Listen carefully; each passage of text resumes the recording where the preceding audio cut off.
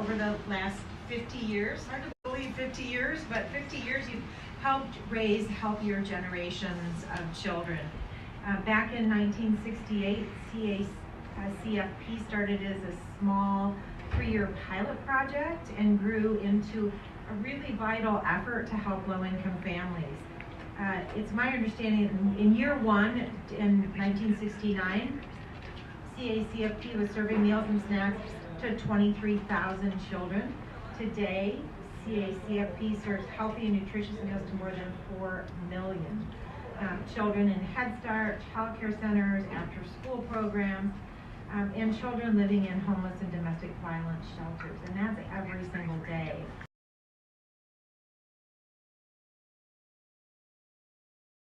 You know, in the United States of America, the richest country in the history of the world, no child should go to bed hungry. Nobody should go to bed hungry. Food ought to be viewed as a fundamental right for everybody. But yet too many of our kids go to bed hungry without the proper nutrition they need to grow, to learn, and to thrive. And it really is it is unconscionable. But the heartbreaking reality is that for too many kids, 13 million to be exact, they continue to struggle with food insecurity. And if you've ever seen a child who is hungry, and I know people in this room have, it breaks your heart. Programs like CACFP are crucial in the fight against childhood hunger. And I will continue working with the champions of this program, those of you in this room, to ensure that CACFP can continue working to reverse trends in childhood obesity and improve health through better nutrition and increased physical activity.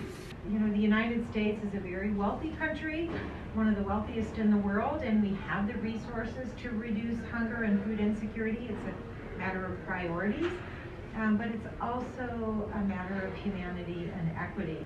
And we know how important it is for children to have access to good nutrition.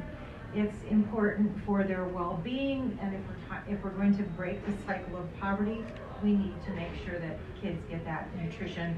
It's really hard for kids to learn when they're hungry, and we know that these early childhood programs are a very critical part of children's learning, their start to learning, but also their brain development. Is our partnership on the Early Childhood Nutrition Improvement Act. The bill that we introduced, again on a bipartisan basis, would make improvements to the program to increase participation and promote clear guidelines for providers, as well as authorizing reimbursements for a third meal in a day. I hear all the time from teachers when I visit Head Starts that the main meal that student gets, that young people get, is actually when they are at school, and we want to make sure that they have that third meal.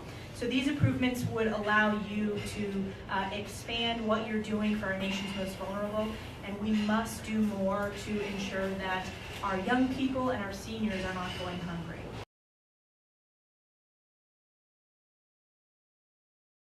And I just want to say one final thing.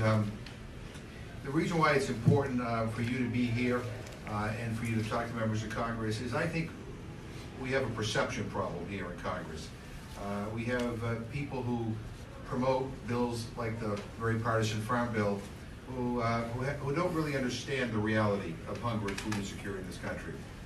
Your advocacy, your persistent advocacy and hard work has helped Congress and the federal government understand that there is a role for us to play in addressing hunger and food insecurity, and that it's a good investment for Congress to help make sure that all children have a strong start in life.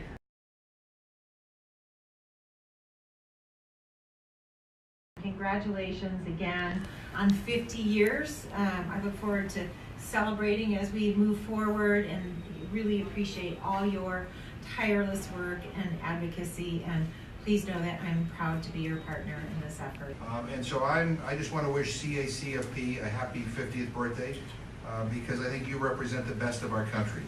I want to thank all of you for being champions of this critical anti-hunger program, and for as long as I'm around, I will certainly be winding your back. So thank you.